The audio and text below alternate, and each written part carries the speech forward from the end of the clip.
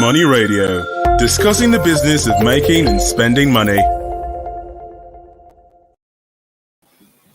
Good day to all of you following us in Nigeria and those living abroad. You're welcome to another edition of Money Radio. Today we are discussing what experts expect as the agenda from the new power minister of power, was named by the federal government, by the President Buhari last week, the presidency last week. The new minister is Mr. Abubakar Aliyu. What experts expect from him? My name is Harmon Case. I'm your host. In the studio with me is Mr. Anthony Ko. You're welcome. So we have a concatenation of issues to discuss today as to what experts expect from the new power minister. We have, of course, issues such as recapitalization of the discourse. We have, I want to remind ourselves of a deal that the federal government or the presidency announced last year pertaining to a deal with Siemens. We want to talk about the issues or resolving the issues around the current metering conundrum, and we want to touch also on the Mandila power plant that has been in the works since 1972. Yes, we want to talk about those. So, Mr. You're welcome. Thank you. Let's talk about the discourse. You know, there has been this blame game. Top to down, northeast, southwest, and so there has been so much talk. That blame game. What is going on about metering?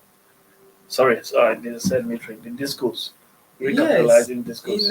In 2013, the federal government embarked on a process to hand over the distribution aspect of the Nigerian electricity supply chain to private operators.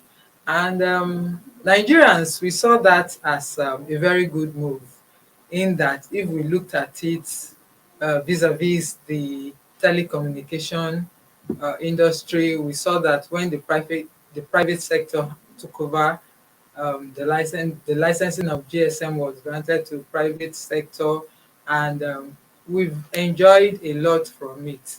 So Nigerians looked at it that kind of services would be that the privatization of the distribution companies would translate to that kind of efficiency in the distribution network. However, that has not been. The federal government, till date, a recent report that came out indicates that the federal government has expended no less than 2 trillion naira and above on intervening in the power sector since it was privatized. 2 trillion. Yes, and yet the average power generation it hasn't gotten beyond 4,000 megawatts. So for all of Nigerians, over 200 million people, it is 4,000 megawatts that we should and even on this still, it is not all of that gets to the end users, because after it's been generated, there are still issues with transmitting them, distributing them. So that is where the distribution companies come in.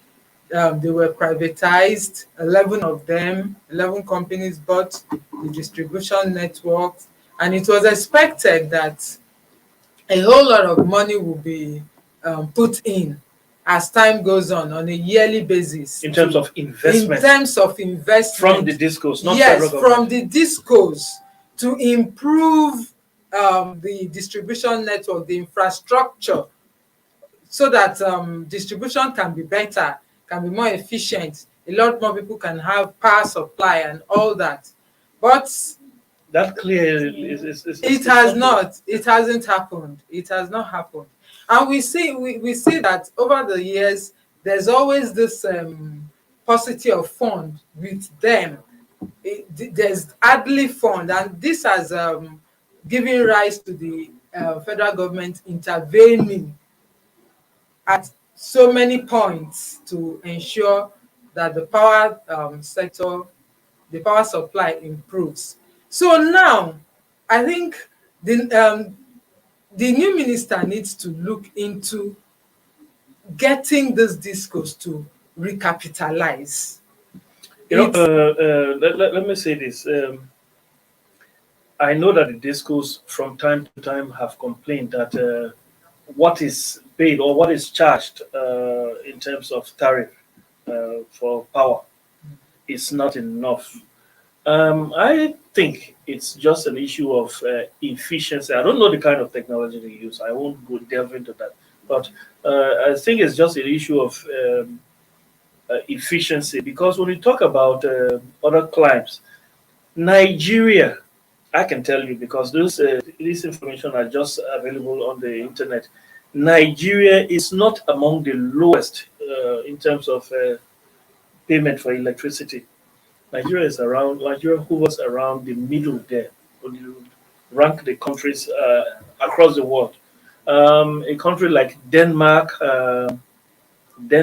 those um, Scandinavian countries, they pay about the highest in the world. But then in some other countries, they pay among the lowest. But Nigeria pays somewhere around the middle there, around in terms of dollar and cents. We talk about between 15 and 18 cents, which is not the lowest. It's around the middle, because the highest in terms of cents is just around 31, 32, 33 cents. Yeah, and in recent times we have seen, like between last year and now, we have seen the electricity tariff being increased. Okay. So it means that there has been more money for the distribution companies in terms of the pricing of of electricity. So now although if I will cut you there, we want to take into consideration not just inflation but exchange rates. We want to take those into consideration also. be that as it may, the issue of not having enough, this infrastructure not being good enough, means that if they had consistently been improving on infrastructure at no matter the rate on a yearly basis, by now the infrastructure will be much better than it is right now. So there is still need. Nigeria wants the new minister to take a look at this and see what can be done to ensure that the distribution companies do not just leave the burden to the federal government alone, more so in this time of financial crunch. I was talking to a former chairman of the Nigeria Electricity Regulatory Commission. I was in an interview. I was in an interview with him, and I asked him, you remember there was a time around 2014, 2015, maybe 2013, if I get the year right. It was under the Jonathan administration. And I remember this Jonathan was having this man as his Minister of Power at that time, Bath Naji. Okay. I remember. There was something this man was doing. I don't know. There was something he was doing that was ensuring the Nigerians had electricity, to the point where I decided to sell my generator set, and the banks were paying less for diesel. Everybody was praising that government, and then suddenly the man was asked to resign. I asked this former NEC chairman what was going on at that time, what was happening at that time that is not happening now. And he told me it was just the issue of generating, then transmitting, and then distributing. He gave me this illustration. He said, It's just like a person is in this room. Maybe the person is infirm. A person has disability. And he can't get to maybe his door, and he calls for food, or he makes order for food from maybe a restaurant somewhere, and they bring the food. The delivery man says, "Here is your food." The man in the disabled man says, "I cannot get there. Bring the food in." And then the delivery man said, "No, I cannot come in." So the food is just at the door. The the delivery man leaves, and then the person who is supposed to consume the food is here. He's still hungry, and that power is just there. Of course. Yes. So he said that was it, and he said what Bath Naji was doing was making connect at these points where distribution and transmission and distribution would meet, and that would solve the problem. So that's what Bath Naji was doing, basically. I miss that man anyway. But talking about all of that, I want us to talk about a little bit about this Siemens deal. Last year, say if you remember, a presidential press person, what's his name? I've forgotten the name of this pressman, this press secretary. He represented the presidency, and he talked about how the federal government had gone into a deal with the German government and a German company, Siemens, to make sure that they upgraded that transmission capacity of Nigeria. Whereas by the end of 2021, we would have at least assured 7,000 megawatts of electricity based on that improvement of the transmission. Yeah. And he said the federal government had its part to play. They had already budgeted for that. The German government had made their own contribution. It was a sealed deal. We're hearing nothing about that. Well, that is an issue on ground that Nigerians want the new minister to look into. What is happening with the Siemens deal? From the way it was brought on the table, it looked like a done deal already. That's how it appeared. Yes, it appeared like a done deal. You know what is paining me about that deal, about that announcement? Already more or less looking forward. Allow me to beginning to enjoy power at 7,000 megawatts. Do you know what pained me about that that deal? I wrote passionately about by December 2021. Although we haven't reached December 2021, but I wrote passionately that we would, by all means, have 7,000 megawatts delivered to our places of consumption, and nothing has happened. That is what is paining me. I'm telling you. Well, I think you can project that pain onto the new minister, engineer Abubakar Aliyu, to be able to look into it and we're in September. Tell Nigerians what is happening and bring November, Nigerians December, hope. 3 months. Good news. Good news about the Siemens deal that will improve the power supply within the country, so that a lot of businesses and everyone's endeavor will be able to thrive, because with electricity, a whole lot can be achieved within the economy. So, as another issue that Nigerians would want the new minister to look into is the Mandila power project delivery. That again, that idea was conceived in 1972. 1972. How many? Yes. In fact, if I may ask, 1972. how old were you in 1972? 1972, and about 4 or 5 years after that idea was conceived, the head of state, who was in power then, said, Nigeria has enough money. The problem with Nigeria is how to spend the money. And that project was there. That project remains there. 35 years after, around 2007, the federal government went and revived or started talking again about that project. Now, it's a viable project. We'll talk about that project. Let's take a short break. We'll talk about that as soon as we come back. Listeners, please be with us. We'll Welcome.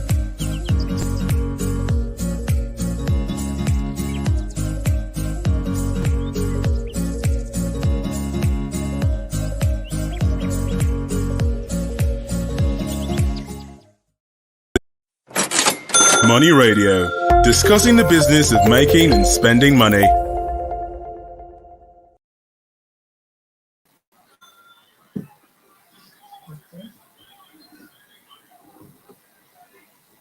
Yes, you're welcome back. We're still on the Money Radio. We're talking about power, energy today. And still with me in the studio is Anthony Uko. Thanks for being with us. So before we went for that short break, we were talking about the Mandila Power Project. Mandela Power Project, as we said, was conceived in 1972. Nothing was done about it, or very little, if anything, was done about it.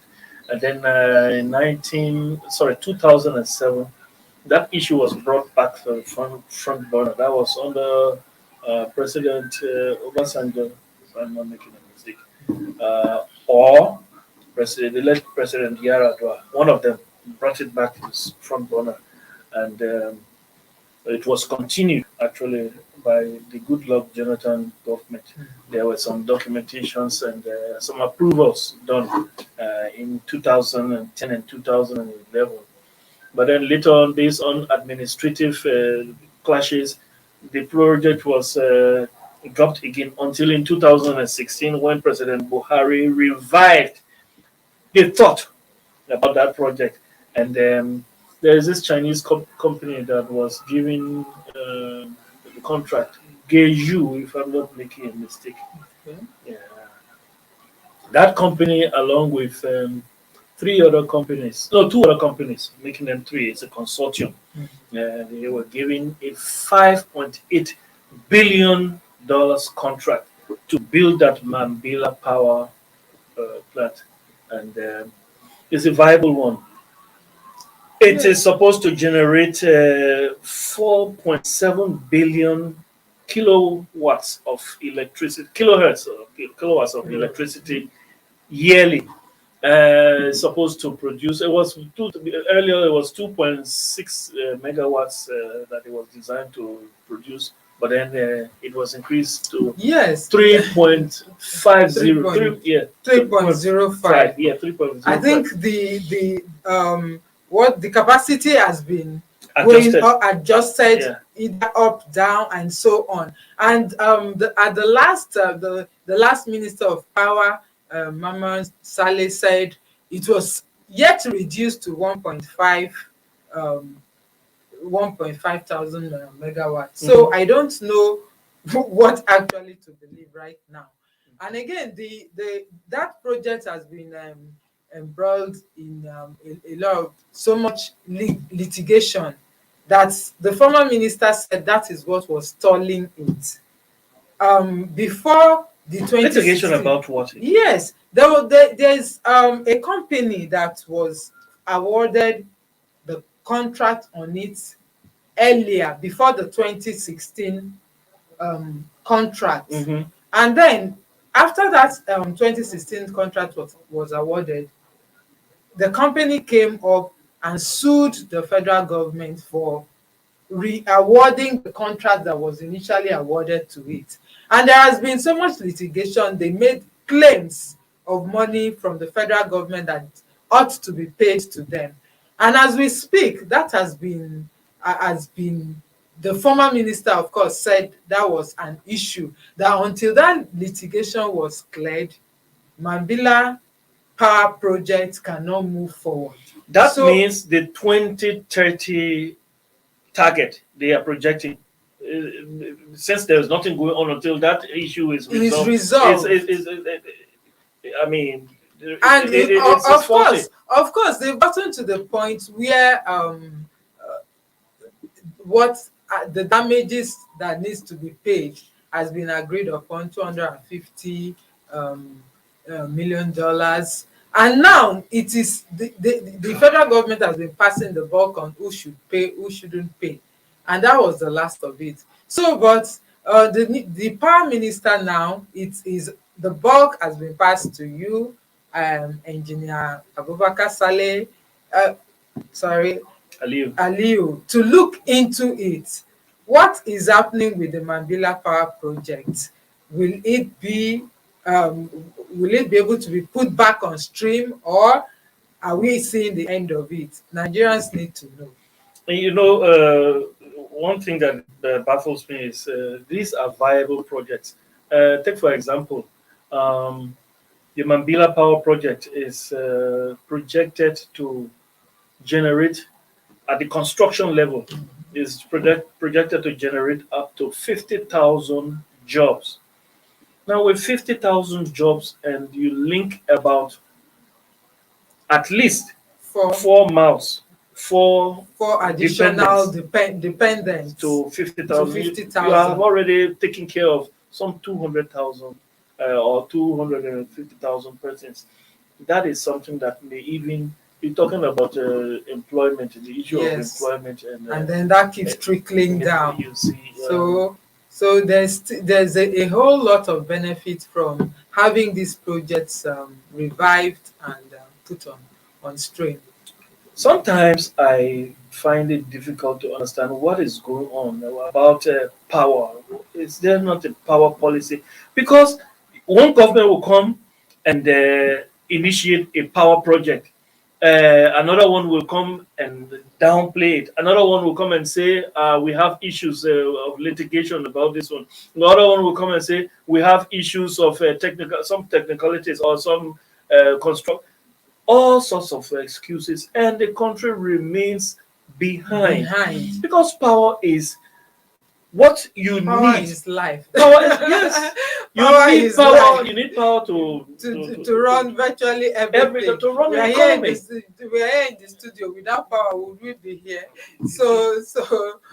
And then it trickles down the artisan, the hairdresser,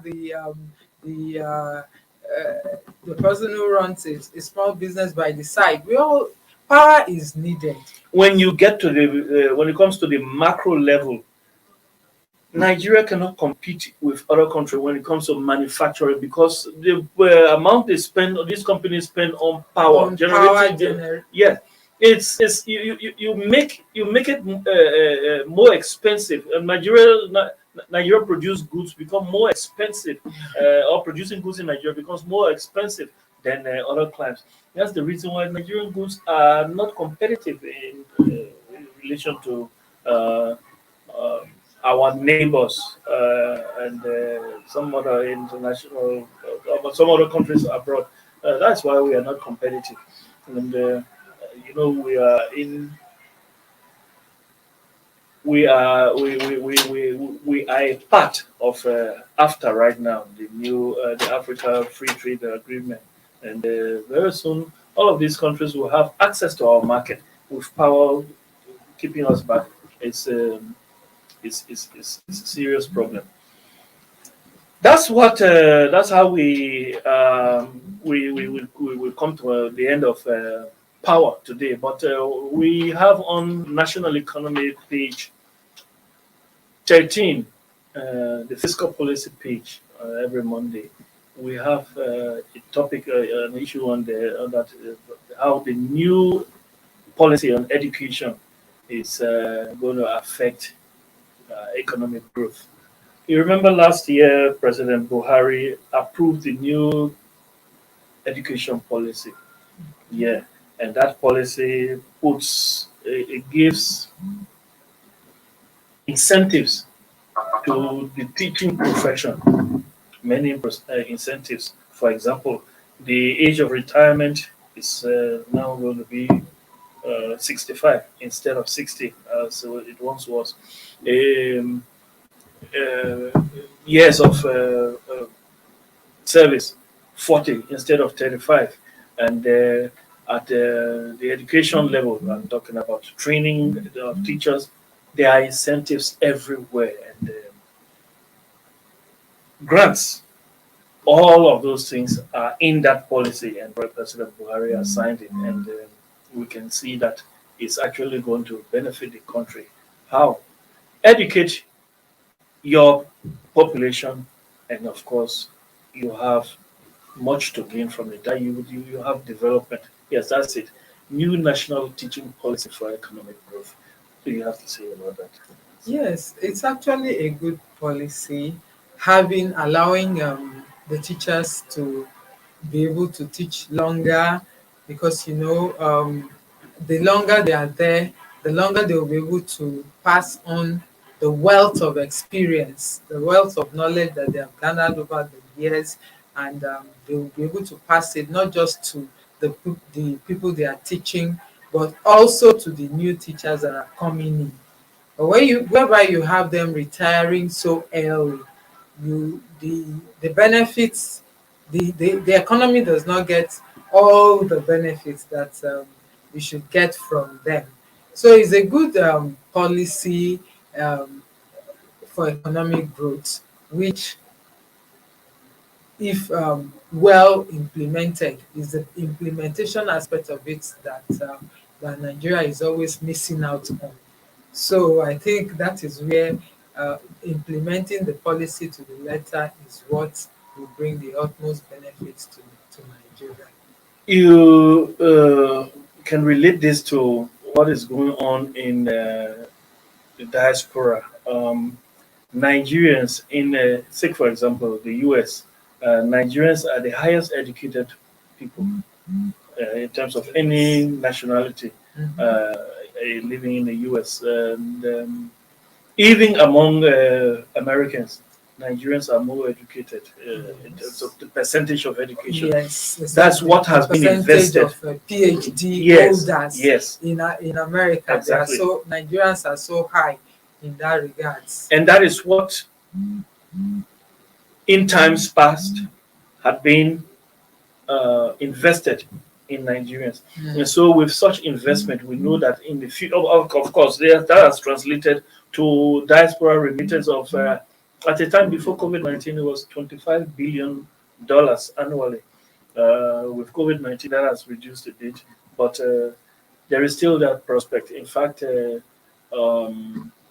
Price Waterhouse predicts that by 2025, Nigerians will be remitting up to 34 billion, and the UN has even given similar figures, and it's based on Nigerians' education, and that is, you can say, it's an investment. Yes, it's an investment. Look at the page there. Um, it says here the policy goes further to include that education students in colleges of education are to enjoy special bursary awards. Yes. So all of that is included in that education policy.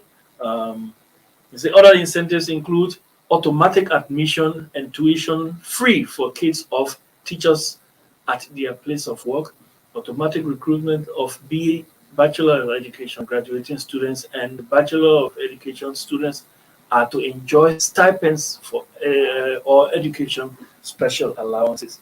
So President Buhari has actually done a great job by Yes, he has done a great job. Well, is the funding for all this being released? Because that is an issue. it's supposed to be released from TED Fund. We've had lecturers going on strike.